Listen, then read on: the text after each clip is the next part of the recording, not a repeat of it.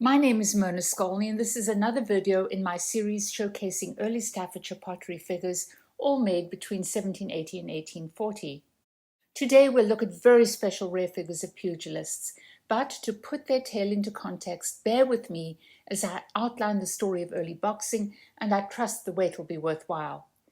In the early 1700s, pugilism was elevated to more than a street brawl, but by mid-century, prize fighting had fallen into disrepute and was illegal.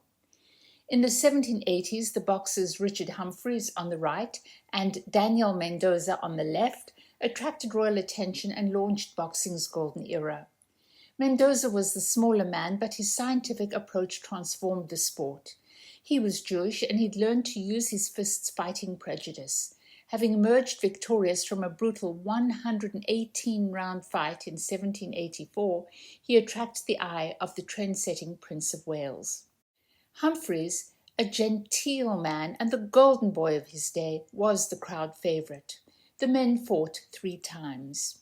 In 1788, Humphreys won the first match under dubious circumstances. In this caricature, he is carried off in victory by the Prince of Wales, wearing a light blue coat, and a butcher. The banner reads, "Long live Humphreys the victorious, who in a bloody fight overcame the 12 tribes of Israel. Hallelujah." But in 1789 and again in 1790, Mendoza won. Now the Prince of Wales, in red on the right, looks unhappy. Boxing remained illegal, but the law generally turned a blind eye because of the patronage of the prince and others in his circle. Engravings show how things worked. As you see, fights were held outdoors, often on bare ground, surrounded by a teeming crowd who placed bets and fought for better views. Matches were routinely held in remote locations to escape the eye of the law. Sometimes the men fought on a wooden platform that might be raised to keep the crowd at bay. They did not wear gloves. Each stripped to his waist and was assisted by his bottle holder, here marked in red, and his second, marked in blue. The second lent his knee as a seat, administered ringside surgery, and generally did whatever he had to do to keep his man conscious. Biting ears was a common technique then.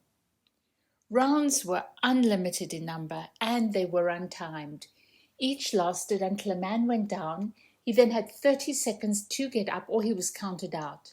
Matches could last very many long rounds, very many hours. Pugilists fought few matches in a lifetime, because the body can only take so much. A Jewish champion was a bitter pill for many Englishmen to swallow, but swallow it they did, and Mendoza is said to have been the first Jew to have the dubious honour of speaking to the king. Both he and Humphreys were the talk of England, and their sheer grit was commemorated on now rare pottery objects like this mug and jug. To my knowledge, this is the only Staffordshire pugilist figure model of this period. I suspect Ralph Wood may have made it around the time of the first fight of 1788.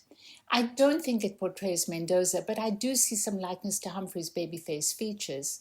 In any event, we'll see this model recycled in later decades to portray other pugilists. Britain's boxers were a source of national pride.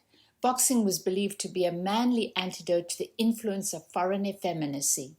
This satirical etching of 1790 shows the stout English ambassador, to the left, making demands of the King of Spain. Behind him stand 4 pugilists. The verse in part reads, "Should you wish for a war, we've got a new race of such brave fighting fellows not the devil dare face. A sample I've brought, only 4 of our men, Mendoza, Dick Humphreys, Joe Ward, and Big Ben. So great is their power, each lad with one blow would knock down an ox or 12 Spaniards lay low. At home we can raise 1,200 like these that would crush all your troops as easy as fleas." Boxing became fashionable for gentlemen seeking to develop athletic prowess. Men who today would go to the gym then practiced milling, as it was called, at the rooms of their trainers. The Prince of Wales, seen here taking a milling lesson, made the sport a must for his set. Bare-knuckle boxing was the one sport that was enjoyed at every social level, and a horde of lesser boxers satisfied the public's urge to gamble bloodily on England's streets and fields. A quick boxing contest might break out anywhere to settle differences, be it at a social event or to quickly settle a spat with a local butcher. Women too duked it out, both competitively and when differences arose. Boxing champions came and went for the next 20 years or so until 1810, when Tom Cribb, a leading competitive boxer, stepped forward and claimed England's boxing title. This American, Tom Molyneux, challenged him, and their contest would go down in history as the very first international championship fight. Molyneux, a freed American slave, had arrived in England penniless the previous year, and he'd lucked upon this man, Bill Richmond, another former American slave, who fought competitively, and Richmond trained and seconded Molyneux. Cribb and Molyneux, portrayed in these lovely figures, faced off on a remote outdoor field on December the 18th, 1810, and thousands of fans braved torrential rain to reach it. The men fought on bare ground, slipping and sliding in the mud. In round 33, Molyneux declared, "I can fight no more," and apparently neither could Cribb. However, Cribb's victory is questionable, as there was unfair play. Some say boxing fans would not tolerate a black champion. Others say wealthy men who'd bet on Cribb were not prepared to lose their bets. In this engraving, you see both men fighting in an enclosure on the bare field. Richmond stands as Molyneux's second, and a pugilist by the name of Gully stands for Cribb. On September the 28th, 1811, as many as 20,000 people flocked to witness the rematch, which was still illegal, and was held on a remote field at Thistleton Gap. This time a raised stage kept the crowd at bay. Cribb had trained diligently, but Molyneux had been drinking and womanizing. In 11 rounds and only 19 minutes and 10 seconds, Cribb knocked him out, and he was heaved out the ring with his jaw and ribs fractured. Figures of these pugilists, like those we've just seen, were made from late 1811 onwards, but I particularly admire the handful I've encountered in yellow breeches and with Cribb's skin an unusual velvety matte black. I suspect they were the earliest iteration. Unlike others, they're particularly well modelled, with sharp creases in their clothing, well-defined musculature, and crisply modelled hair. They testify to the artistry of their makers and are superb tributes to the men they honour. Cribb's victory was an event of national significance. He never again defended his title, but he reigned as the biggest sports star of his era until he retired in 1821. Molyneux went on to become a fighter of secondary standing, but he succumbed to his dissipated lifestyle in 1818. Other potters made figures of Cribb and Molyneux in the ensuing years, and some of the few that survive seem a little earlier than others. These are like the first pair we saw, very colourful, but not as well modelled as the pair in yellow breeches. The same models again, probably from the same pot bank, but this time Cribb has candy cane trousers. To my mind, this pair is less attractive, and Cribb has a different head. This pair is decorated in colours typical of Scotland or northeast England rather than Staffordshire, and Cribb again has a different head. Molyneux's skin is brown rather than black. This boxer is interesting. Although his skin is white, he has Molyneux's features because he was made from Molyneux moulds. Perhaps the painter got it wrong, or he just didn't care. Easy to recognize for what they are the numerous hideous fakes of Asian origin that have appeared from around 1980. As you see, they're heavy, crude, shoddy, ugly objects, and crown it all, the names of the boxers are routinely reversed. Do you recall this pugilist of the 1780s that we saw decorated in coloured glazes? We also find him painted in enamel colours that were the norm in the 19th century. And two identical figures are sometimes found in pairs that appear to be original. The figures occur with either white or black skin. There are no distinguishing facial features, and essentially the figures are from the same moulds.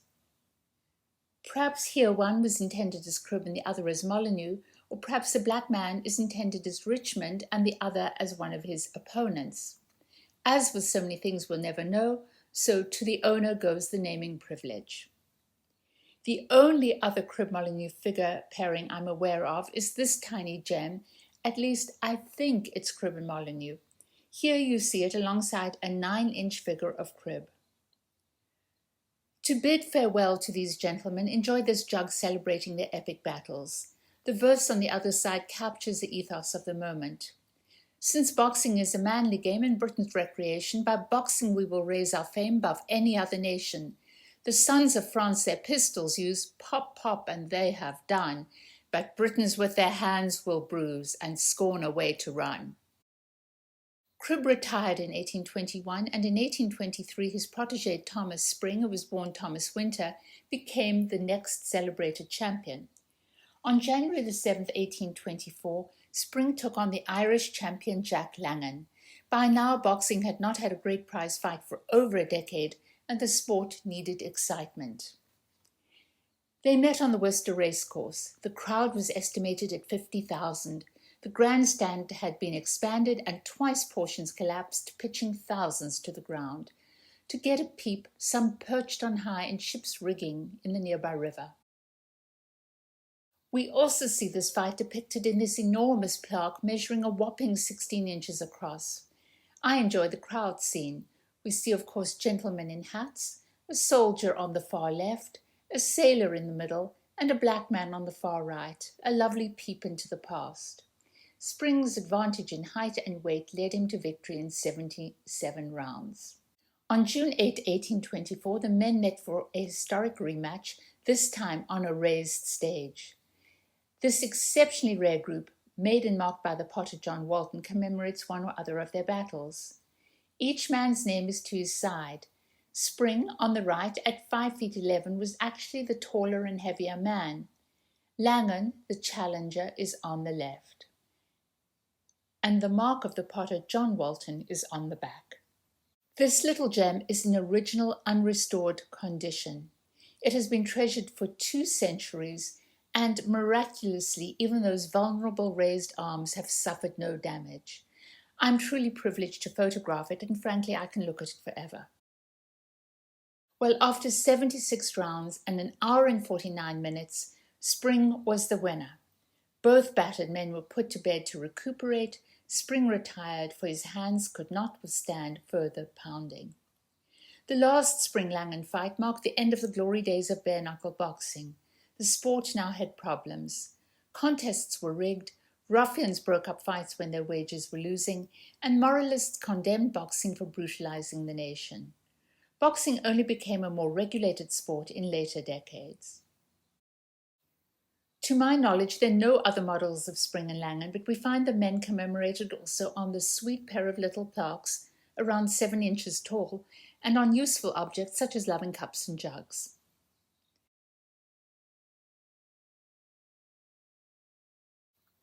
A word of warning: Asian fakes of Spring-Langan figures abound, and they've been around since the 1980s. This is the most common form. It's a clunky, nasty object, deliberately dirtied and crazed to simulate age, and sometimes the boxers' names are omitted. I've seen this advertised as made in 1924 to mark the centennial of the Spring-Langan fights. Trust me, this is not so. Another ugly Asian fake with men's names butchered, now Sping and Kangham. Sadly, the owner of this figure was led to believe it original, so much so that she had it professionally restored when it broke. Before we end our tale, remember that women box too, sometimes for prize purposes and sometimes to settle scores. Of course, being ladies in the broadest sense of the word, they usually didn't strip to the waist, but some plied themselves with gin and cropped their hair to prevent the opponent getting a grip. On the left of this caricature, the Prince of Wales boxes with a lady, a French diplomat who liked to cross-dress, and an inscription on the wall reads, "Gentlemen and ladies taught the polite arts of boxing." Among the better classes, Sir Thomas Cadwallader of Wales boxed with his mistress. In this caricature of them, he is titled the Pugilistic Puppy, and she is the complying puppyess. Similarly, the 7th Earl of Barrymore, a spendthrift and rake known as Hellgate, boxed with his mistress. Here he is amongst the company he kept. In 1793, his musket accidentally discharged and killed him, but his mistress, who called herself Lady Barrymore, boxed for many more years and was known as the Boxing Baroness. She's captured in this engraving of 1819 titled The Boxing Baroness, and in this pearlware figure derived from it. Her fists are clenched because ladies customarily clutched money or stones, and the first to drop hers was the loser. On her death in 1832, she earned an obituary in the very proper Gentleman's Magazine. It read, "In Charles Court, Drury Lane, the notorious Lady Barrymore. She had passed from the drawing-room of a profligate peer to the lowest grade of prostitution. She had been brought 150 times to Bow Street office on charges of drunkenness and rioting, and possessed great pugilistic skill and strength, but, when kept sober in Tothill Fields, Bridewell, proved an useful and trustworthy assistant as matron of the female prisoners." Well, on that note, I end my story. What determined, resilient, courageous men those were. I hope you've enjoyed your time with them as much as I always enjoy mine. Again, I am Myrna Skolny, and you can learn more about early Staffordshire figures by reading my books. Also, my website, mystaffordshirefigures.com, provides a wealth of information as well as free downloads of my latest 3-volume publication, Obsession, and books on the works of individual potters.